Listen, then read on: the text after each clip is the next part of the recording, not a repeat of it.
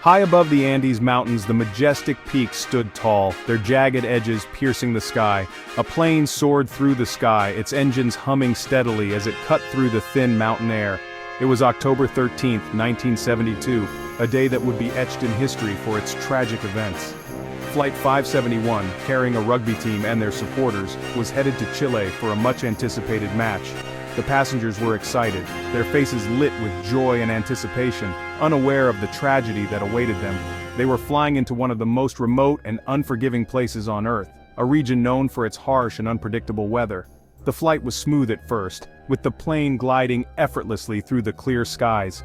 Passengers chatted, read, and enjoyed the breathtaking scenery outside their windows, unaware of the impending danger. But as they flew deeper into the Andes, the weather turned treacherous, with dark clouds forming ominously over the mountains.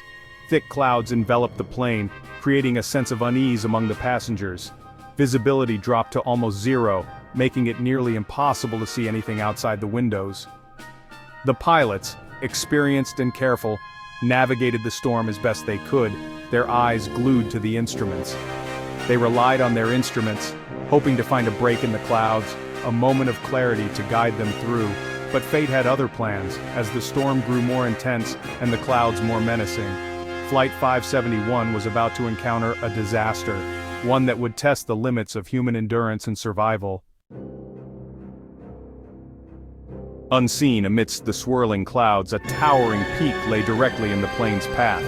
The pilots, blinded by the storm, had no time to react.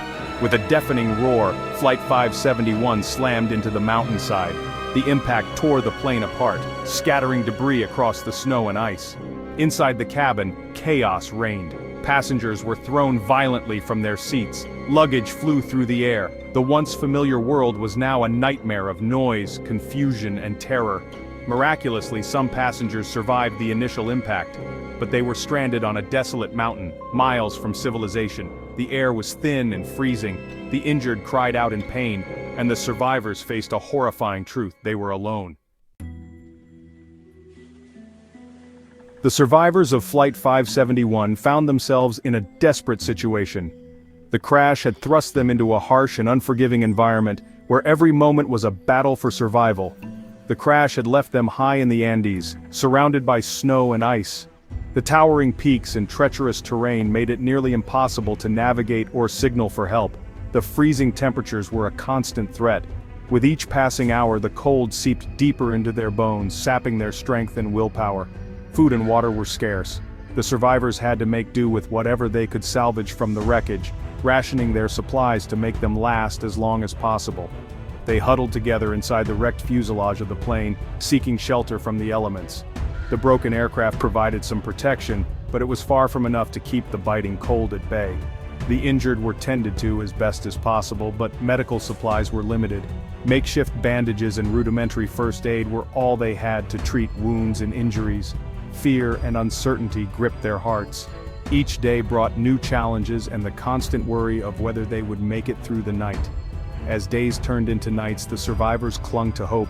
They shared stories of their loved ones and dreams of being rescued, trying to keep their spirits up in the face of overwhelming odds. They rationed their meager food supplies. Every morsel was precious, and they had to be careful not to consume too much too quickly. They melted snow for drinking water. It was a painstaking process, but it was their only source of hydration in the frozen wilderness. And they prayed for rescue. Every day, they looked to the sky, hoping to see a plane or helicopter that would bring them back to safety. But the harsh reality of their situation began to sink in. The days stretched into weeks, and the hope of being found grew dimmer with each passing moment. They were stranded in one of the most remote places on Earth, with little chance of being found. The vast, snow-covered expanse of the Andes seemed to swallow them whole, leaving them isolated and alone in a frozen wilderness. The survivors of Flight 571 faced an unimaginable choice. Trapped on the mountain with no food and dwindling hope of rescue, they had to find a way to survive. Their decision was a grim one. To live, they had to consume the bodies of the deceased. It was a decision born of desperation, a testament to the powerful will to live. This act of survival, while considered taboo by many, allowed them to cling to life in the face of death. The strength they drew from one another, the unyielding spirit to persevere, helped them endure the unimaginable. They held on to the belief that somewhere, someone was searching for them. Section 5. The search for survivors. News of the missing Flight 571 spread quickly. Families of the passengers waited anxiously for news. Rescue teams from Chile, Uruguay, and Argentina launched a desperate search for the missing plane.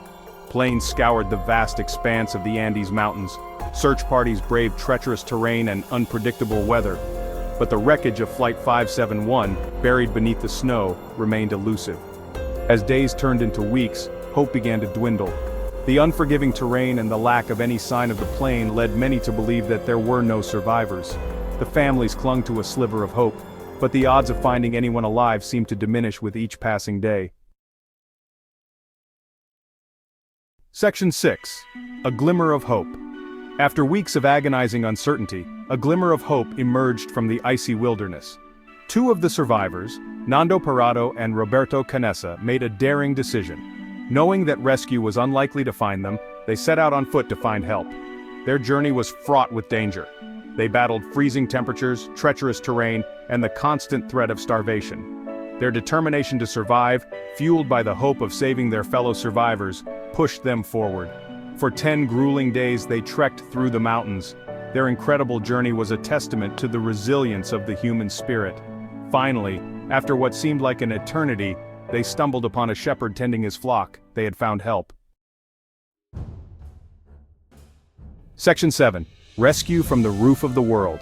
High in the Andes Mountains, where the air is thin and the peaks are perpetually covered in snow, a tale of extraordinary survival was unfolding.